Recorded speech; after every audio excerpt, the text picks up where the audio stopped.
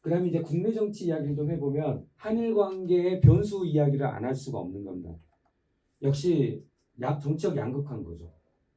잘 아시다시피 한국의 진보 그룹은 한반도에서의 평화 체제를 구축하는 게 제1의 목표고, 따라서 북한과의 평화 공존, 그리고 북한의 정치적 영향력이 강한 중국과의 안정적인 관계 수립.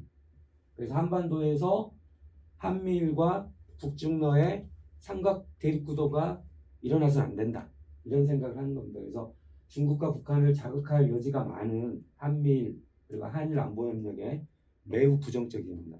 그러다 보니까 한일 관계에 대해서 매우 낮은 전략적 가치를 가지고 있는 거죠.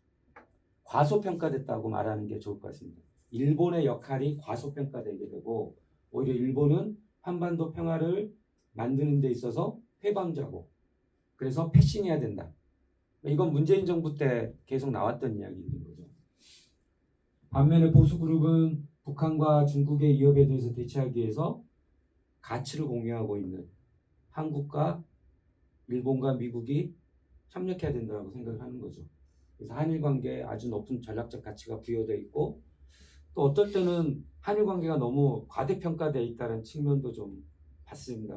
저야 기분이 좋지만 일본 전문가로서, 근데 좀 너무 과대평가되니까 어떨 때는 좀 일본이 이렇게까지 중요한 국가였나? 이런 생각이 들 정도로 그럴 때가 있습니다. 그래서 이러한 양극화된 정치가 한미 안보 협력과 한일 관계에 매우 불안정한 상황들을 초래한다는 거예요. 그래서 저는 좀 균형점을 이제 고민해야 되는 시점이 됐다고 생각합니다. 보수와 진보의 극렬한 대립을 완화시킬 수 있는 어떤 균형점, 그러니까 이 선 범위 내에서 움직였으면 좋겠다라는 것. 물론 이제 진보와 보수는 강조점은 조금씩은 달라지겠죠. 그래서 저는 김대중 대통령을 다시 호출해야 되지 않겠느냐. 김대중 대통령이 했던 게 억제력을 확보하면서도 북한과의 평화 공존을 위해 노력을 했다라는 거죠. 그러니까 보수와 진보의 차이는, 보수는 억제력을 확보하려고 하는 거고 진보는 평화를 구축하려고 하는 거잖아요. 이 두 개가 다른 게 아니다라는 걸 보여준 사람은 어떻게 보면 김대중 대통령이었고, 그 전에는 노태우 대통령이었던 거죠. 따라서 이 두 개의 문제가 대립할 여지가 있는 게 아니라 오히려 같이 추구해야 되는 대상이다. 그래서 김대중 대통령 때 처음으로 한일 안보 협력이 본격화됐습니다. 여러분들이 잘 들어보시는 한일 파트너십 공동선언에 한일 안보 협력이 한일 관계 처음으로 기입이 됐습니다. 그러면서 한일 안보 협력이 진행이 됐던 거예요. 즉 김대중 대통령은 억제력을 확보하기 위해서 한일 안보 협력이 필요하다, 그리고 한미일 안보 협력도 중요하다고 생각을 했던 거죠. 그리고 그 억제력, 확보된 억지력을 바탕으로 북한과 평화 공존을 하겠다. 그래서 북한도 가고 그랬었던 거잖아요. 어떻게 보면 그 진보와 보수의 갈등의 균형점을 할 수 있는 외교 노선으로서는 역시 DJ 노선밖에 없지 않겠느냐. 그래서 또 DJ는 북한과의 평화 공존을 추구하면서도 일본과의 역사화해를 하려고 했단 말이에요. 똑같은 이야기인 거죠. 억제력과 평화의 이야기인 건데. 그래서 우리 사회의 두 가지 정신병의 근원인 북한 문제와 일본 문제를 동시적으로 해결하려고 했던, 어떻게 보면 유일한 대통령이었던 생각이 듭니다. 그래서 이런 문제들을 통해서 좀 보수와 진보 간의 균형점들을 만들어내고, 그래서 안정적인 대일 관계, 안정적인 대중 관계, 안정적인 대미 관계를 만들어낼 필요가 있다. 저는 그런 생각이 듭니다. 그게 우리의 과제다. 그 다음에 이제 일본의 관점에서 보면 참 난감합니다. 일본은 얼마나 도대체 한일 관계를 통해서 무엇을 하고자 하는 건지, 한미일 관계를 통해서 무엇을 하고자 하는지를 정확하게 좀 이해할 필요가 있는 것 같아요. 근데 제가 보기에는 일본은 한일 관계를 통해서 뭘 하고자 하는 생각이 없는 겁니다. 그러니까 윤석열 정부는 한일 관계를 통해서 뭔가 하고자 하는데 기대감이 매우 큰데, 일본은 그런 생각이 없다는 거예요. 왜 그러냐면 일본의 큰 그림을 한번 보면 한국이 차지하는 위치가 그렇게 높지가 않아요. 그냥 양자관계, 우리 주변국에 그나마 큰 국가인 한국이 살고 있는데 한국하고 사이가 안 좋아. 그래서 한국과 사이좋게 지내고 싶어. 이 정도의 감각이라는 거예요. 한국과 협력을 해서 야 이런 것들을 하고 싶어. 이런 생각은 별로 없다라는 거예요.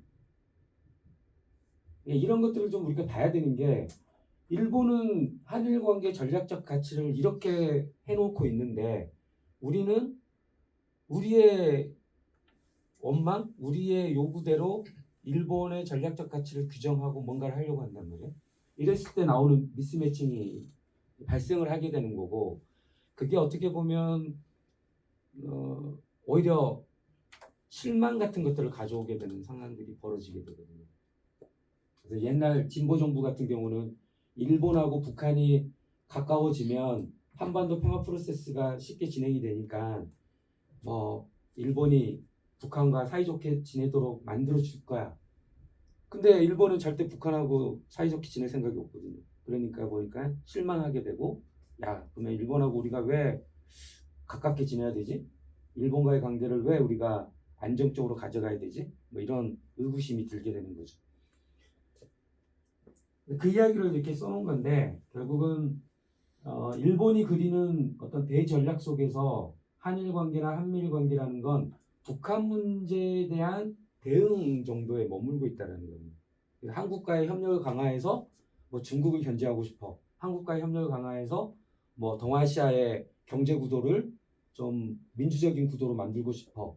이런 생각이 없다라는 겁니다. 오히려 그런 걸 하고 싶을 때는 호주를 찾거나 인도를 찾더라 이거야. 그러니까 그들의 대전략 속에서의 협력 파트너들은 그들이 정하는 거잖아요. 근데 이제 한국의 전략적 가치가 그렇게 높게 평가되고 있지는 않다라는 겁니다. 여기서 이제 오는 미스매칭이 존재한다라는 거죠. 그다음 마지막으로는 이제 그렇다면 이제 한일 협력은 가능한가? 제가 자꾸 부정적인 이야기를 해서 마지막까지 근데 부정적인 이야기가 될 것 같습니다. 미국 이야기를 하지 않을 수 없는 상황인 겁니다. 그래서 트럼프 시기에 미국을 보면 완전히 그 동맹국들이 매우 실망하는 상황들을 만들어냈던 거잖아요. 따라서 동맹국들은 신뢰할 수 없는 미국이라는 거에 직면하게 된 거죠. 생애 최초로. 아마 45년 이후로 처음이었던 것 같습니다. 신뢰할 수 없는 미국이라는 현상을 접하게 된 최초의 시기인 거죠.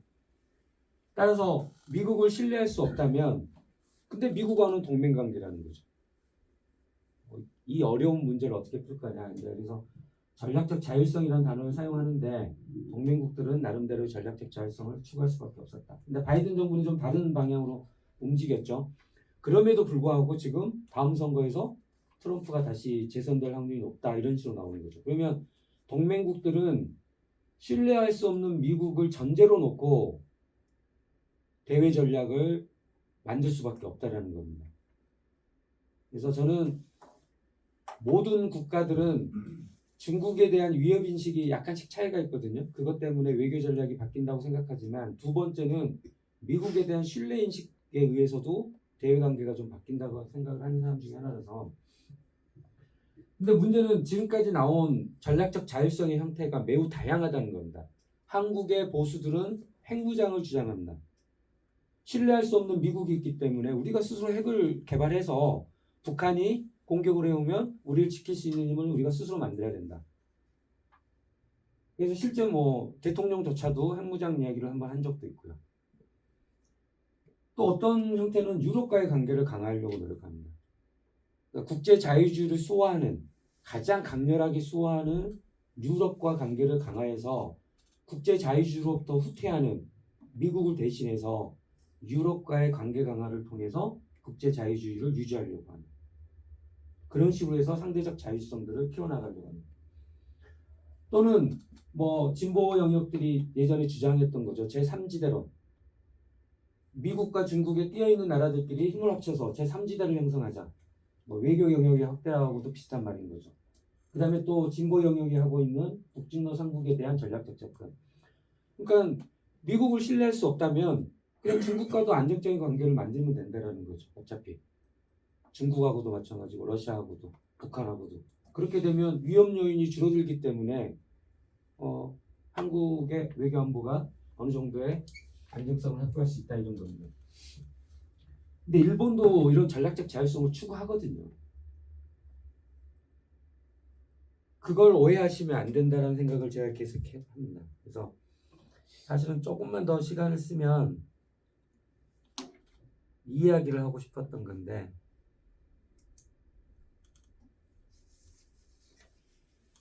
여러분들은 아베를 어떻게 인식하냐고 물어보면 제가 한국 사람들이 대부분 그래요. 중국을 견제하고 집단적 자유권 인정받고 막 강력하게 군사력을 키웠잖아요. 그래서 중국을 견제하고 미국 편에 딱 달라붙어가지고 이런 사람이라고 이해를 하시는 분이 많아요. 근데 절대 그렇지 않습니다. 아베가 했던 건 뭐냐면, 옛날에는 우크라이나 전쟁 이전에 크림 전쟁이라는 게 있었습니다. 러시아가 크림을 병합해버렸던, 그때 아베 정부는 푸틴하고 제일 사이가 좋았습니다. 국제사회가 다 제재 상황이었는데 유일하게 아베만 그 구멍을 뚫어줬어요. 그 다음에 전후 러시아와 가장 관계가 좋았을 때가 그때입니다. 그 다음에 중국과의 관계가 안 좋았을 거라고 생각하죠? 아닙니다. 아베 때가 제일 좋았어요.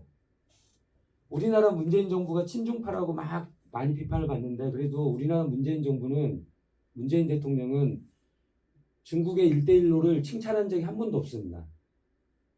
이거 훌륭한 정책이더라고 말한 적은 없어요. 협력하자고 말은 한 적은 있어도. 근데 아베는 중국 가서 1대1로 되게 훌륭한 정책이다.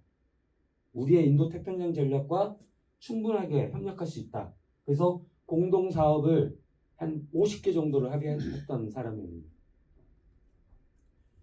왜 이랬을까요? 신뢰할 수 없는 미국의 아베식 전략적 자율성을 추구했던 겁니다. 어느 나라나 다 똑같다라는 거예요. 어느 나라고 미국에 딱 달라붙어가지고 그러지는 않는다라는 거예요.